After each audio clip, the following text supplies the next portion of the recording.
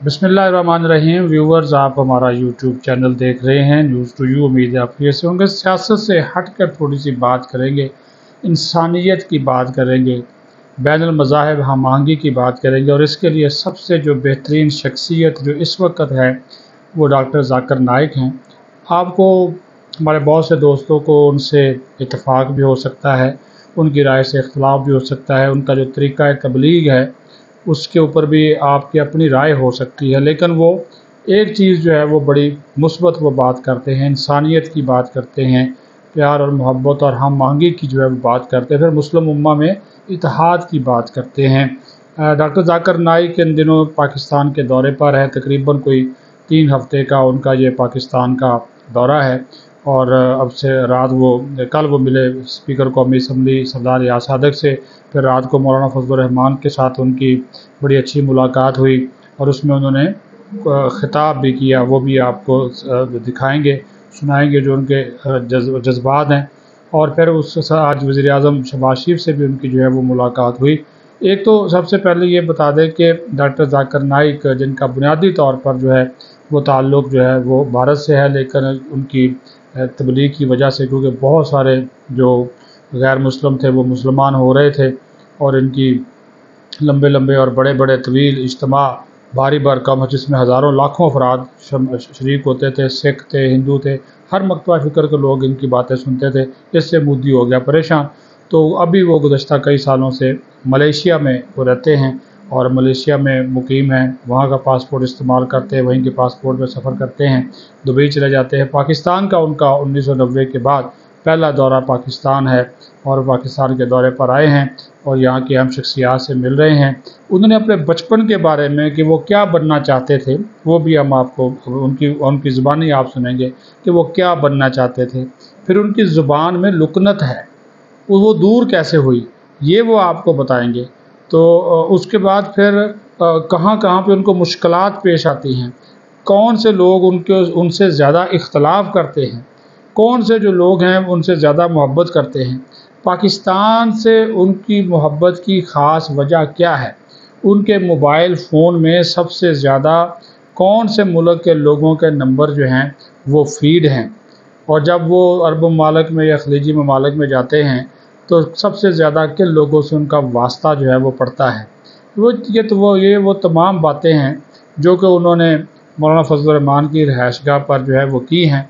इनके वालिदैन की क्या ख्वाहिश थी, वो इनको क्या बनाना चाहते थे और ये क्या बन गए। ठीक है जी। और उसके बाद ये कुरान की तबलीग और फिर अहादीस और फिर तफसीर, ये किस तरह उनके दिल में ख़्याल आया। और जो अच्छा, फिर उन्होंने एक चीज़ बड़ी ज़बरदस्त बताई है, ख़ास सुन लीजिएगा, मैं सिर्फ मोटे मोटे पॉइंट। वो एक स्पेशलिस्ट है, लेकिन वो किस चीज़ के स्पेशलिस्ट हैं वो ये ख़ुद आपको अपनी गुफ्तगू में बताएंगे। 7-8 मिनट की उनकी गुफ्तगू है, वो आप लाजमी सुनिएगा। फिर मौलाना फजलुर रहमान ने भी उनके लिए अपने जज्बात का, ख़्यालात का जो है वो इजहार किया है, क्योंकि उन्होंने फ़लस्तीन का मसले के ऊपर उन्होंने कहा कि फ़लस्तीन का जो इस वक्त मसला है इसके ऊपर तमाम आलम इस्लाम मुत्तहद हो, इसराइली मसनूआत का बाइकाट करें और नेटो तर्ज का, जिस तरह नेटो ममालिक ने एक इत्तेहाद बनाया हुआ है, इसी तरह मुस्लिम ब्लॉक जो है वो एक नेटो तर्ज का इत्तेहाद बनाए इसराइल के ख़िलाफ़, ताकि उसको मुँह तोड़ जो है वो जवाब जो है वो दिया जा सके। और फिर उनकी ज़िंदगी का मिशन जो है वो क्या है, इसके ऊपर उन्होंने जो है वो बात की है और उनकी अपनी तमन्ना क्या थी और फिर वो तनकीद का जवाब देते कैसे हैं। ये वो तमाम मौज़ूआत हैं जिसके ऊपर उन्होंने अपनी ये पहले चीज़ें कभी नहीं आई, उनकी ये वाली बातें कभी नहीं आई। मैंने कहा कि आपके सामने आ जाएं तो ताकि आपको ये इल्म हो, जो है वो मौजूद हो। एक आलमी मुबल्लिग हैं, स्कॉलर हैं, पढ़े लिखे हैं और उनकी तमाम मकतबा फ़िक्र में उनकी है बिल्कुल। और वो ख़ुद तस्लीम करते हैं, उन्होंने कहा जी ज़्यादातर तो लोग हैं, अक्सरियत जो है वो मेरी जो तकरीर है या तबलीग है, ये जो मेरा नुक्ता नज़र है वो उससे इत्तफ़ाक़ करता है, क्योंकि मैं कुरान और हदीस से बाहर नहीं जाता। लेकिन बाज़ लोग ऐसे हैं जो कि शिद्दत पसंद है, वो मुझसे नाराज़ हैं, वो मेरी बातों से नाराज़ होते हैं, इख्तलाफ़ करते हैं, तनकीद करते हैं। तो मौलाना फजलुर रहमान की रिहाइशगाह के ऊपर जो एक महफ़िल हुई, उस महफ़िल में डॉक्टर ज़ाकिर नाइक ने क्या कहा वो आप सुन लें, और उसके बाद मौलाना फजलुर रहमान ने जिनके ख़्यालात का इजहार किया वो आप सुन लें। تو آج آپ کو بڑا مزہ آئے گا. یہ سنیے، ان کی باتیں سنیں، ان کا طریقہ بڑا میٹھی اور زبردست زبان میں انہوں نے اپنی گفتگو کی ہے. آئیے دیکھتے اور سنتے ہیں. آپ ہمارا یوٹیوب چینل نیوز ٹو دیکھتے رہیں. اپنا خیال رکھیں. پاکستان زندہ باد. میری بہت تمنا تھی ان سے ملوں اور وہ آج پوری ہو گئی الحمدللہ. اللہ کا شکر ادا کرتا ہوں اس کی وجہ سے. ایک بار فون پہ بات ہوئی تھی چند ہفتے پہلے ان سے الحمدللہ. اور میں جانتا ہوں کہ جو بڑے عالم دین ہے پاکستان کے، ان میں سے ایک مولانا فضل الرحمان ہے ماشاءاللہ.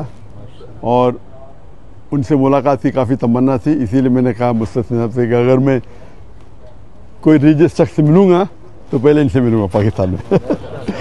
اور کچھ لوگ ملنے آئے تھے کل، میں انہیں پہلے ان سے ملوں گا باقی ملوں گا، تو ترتیب ہونا چاہیے. الحمدللہ جو ان کی خدمات ہے اللہ تعالیٰ تو انشاءاللہ قبول فرمائے. جیسے کہ جانتے ہوں کہ میرا جو میری اسپیشلٹی ہے وہ کمپیریٹیو ریلیجن، تقابلی ادیان. اور سیکنڈ ہے کہ جو لوگ اسلام کے خلاف یا اسلام کے خلاف جو تحریک ہے یا لکھتے ہیں یا تنقید کرتے ہیں، تو وہ میری اسپیشلٹی ہے کہ اس تنقید کا جواب دے. تو میں ایک الگ فیلڈ سے ہوں. اور یہ دعوتی میدان میں متاثر ہوا میں شیخ احمد دیدات سے.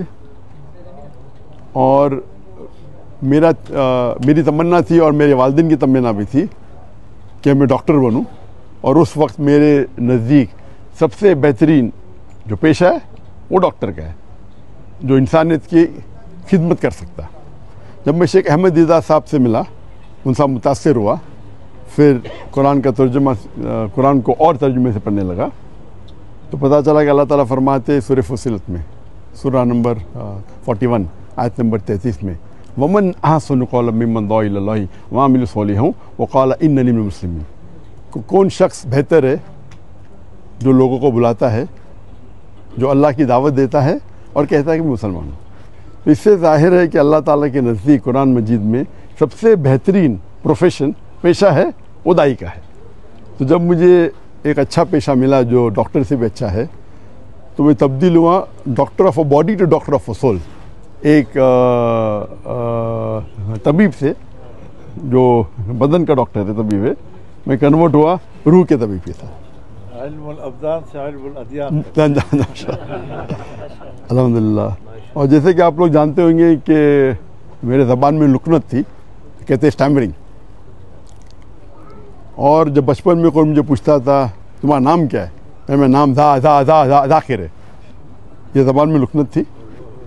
اور ایک شخص اگر خواب میں سوچنا چاہتا ہے، کچھ بھی سوچ سکتا ہے، خواب ہوتا ہے. تو خواب میں میں یہ سوچ سکتا تھا کہ میں بڑا ڈاکٹر بنوں گا، لیکن کبھی خواب میں یہ نہیں سوچ سکتا تھا کہ میں 25 لوگ کے سامنے تقریر کروں گا، کیونکہ لکنت تھی زبان میں. اس کے بعد اللہ کی مدد آئی، شیخ دیدات سے ملاقات ہوئی. موسیٰ علیہ السلام کی جو دعا ہے سورہ طٰہٰ کی سورہ نمبر 20 آیت نمبر 25 سے 28 میں جو شروع میں کہا، اور وہ دعا جو ہے رب اشرح لی صدری ویسر لی امری واحلل عقدۃ من لسانی یفقہوا قولی. اور اکثر علماء اس کی ذکر کرتے ہیں، لیکن میرے لیے اور لاگو ہوتا ہے اس میں، کیونکہ ہم جانتے ہیں کہ موسیٰ علیہ السلام کو بھی زبان میں لکنت تھی جو عام علماء کی زبان میں نہیں ہے. اور اللہ سے دعا کرتے ہیں کہ صدر کو بڑا کرو، اور جو لوگوں کے بیچ میں جو درار ہے، جو بیریئر ہے، اسے نکال دے. اور زبان کا بیریئر بھی تو میرے ڈبل لاگو ہوتا ہے، کیونکہ میرے زبان میں لکنت ہے. اور اللہ کی مدد سے میں تقریر کرنا شروع کیا. اور اللہ کی فضل سے اللہ نے محبت ڈالی. جو تو میں ناچیز ہوں، میں جانتا ہوں کہ میرے سے زیادہ کروڑوں لوگ جو علم رکھتے اسلام کا اس کے بارے میں، لیکن اللہ نے محبت ڈالی لوگوں کے دل میں میرے لیے. تو یہ ھذا من فضل ربک. اور پاکستان میں ذرا زیادہ محبت ڈال دی اللہ نے. تو اسی لیے پاکستانی سے لگا ہوا ہے. اور ماشاءاللہ کئی پاکستان جب میں جاتا ہوں گلف کنٹری میں، چاہے سعودی عربیہ ہو یا دبئی ہو یا قطر ہو یا یو کے ہو یا امریکہ ہو، تو اکثر پاکستانیوں سے ملاقات ہوتی ہے.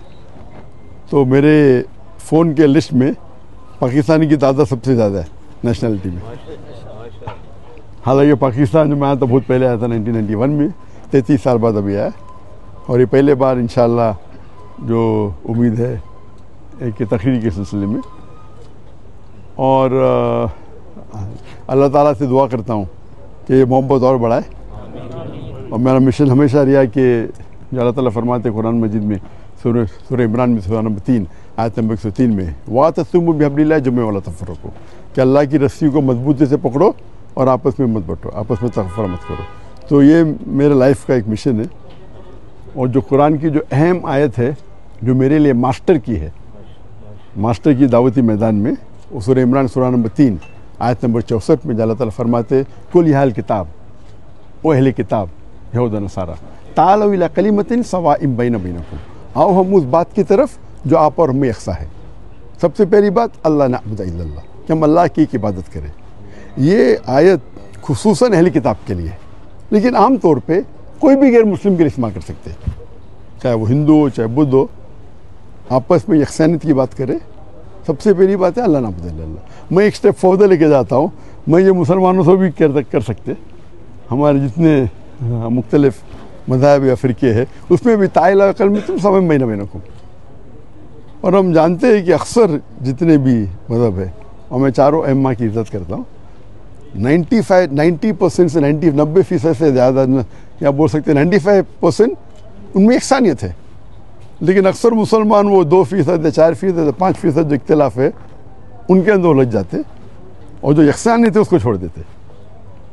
تو میرے ایک لائف کا یہ بھی مشن ہے کہ جتنے مسلمان دیگر مذاہب کے، دیگر غور و فکر کے، ان کے ساتھ رہے، اور اللہ تعالیٰ نے الحمدللہ یہ اللہ تعالیٰ کی مدد ھذا من فضل ربی، کیا میرے چاہنے والے ہر فرقے میں ماشاءاللہ جو شدت کے لوگ ہیں وہ شاید مجھ سے ناراض ہے، اللہ کی مدد ہے کہ اسی لیے اللہ تعالیٰ نے محبت ڈالی۔ اور آپ جانتے ہیں کہ جو صحابہ تھے، ہر صحابہ سمجھتے تھے کہ اللہ کے رسول ان سے سب سے زیادہ محبت کرتے۔ ہم جب پڑھیں گے صحابہ کی سیرہ، ہر صحابہ سمجھتے تھے کہ اللہ کے رسول میرے سے سب سے زیادہ محبت کرتے۔ تو اللہ نے محبت میرے چاہنے والوں میں بھی ڈالی۔ تو جہاں میں جاتا ہوں لوگ محبت سے ملتے، کچھ ہے جو لوگ تنقید کرتے، جس طریقے سے اللہ نے کہا کہ اللہ کے رسول کے لیے بھی، ہر اللہ کے رسول کے لیے ایک اینیمی، ایک دشمن ہمیشہ رہیں گا، قرآن کی آیت ہے۔ تو جو لوگ اللہ سے کام نکالتا ہے ان کو شہرت کے ساتھ ساتھ لوگ ان کے خلاف بھی ہوتے، تو یہ پارٹ اینڈ پارسل ہے، تو دعوتی میدان کا ایک پارٹ اینڈ پارسل حصہ ہے۔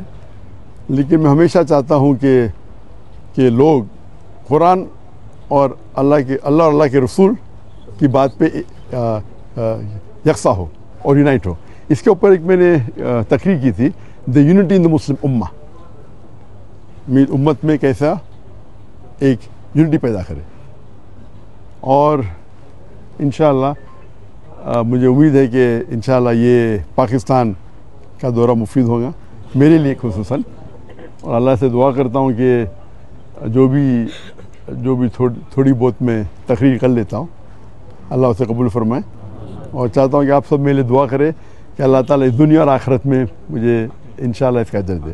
وآخر دعوانا الحمد للہ العالمین۔ مہمان گرامی جناب ڈاکٹر ذاکر نائک صاحب اور ان کے ساتھ شریک وفد، میں دل کی گہرائیوں سے انہیں خوش آمدید کہتا ہوں۔ جس طرح ہمارے گھر کو انہوں نے آج رونق بخشی، ان کی تشریف آوری سے ہمارا پورا ملک خوش قسمت ہے، اور پورے ملک میں ان کے لیے ایک استقبال ہے، ان کے لیے خوش آمدید ہے، اور اللہ تعالیٰ سے دعا ہے کہ اللہ تعالیٰ ان کی یہ تشریف آوری ان کے عزت میں بھی اضافے کا سبب بنے، اور جو مشن ان کے سامنے ہے دین اسلام کی دعوت کا، اس میں مزید اللہ تعالیٰ برکت نصیب فرمائے۔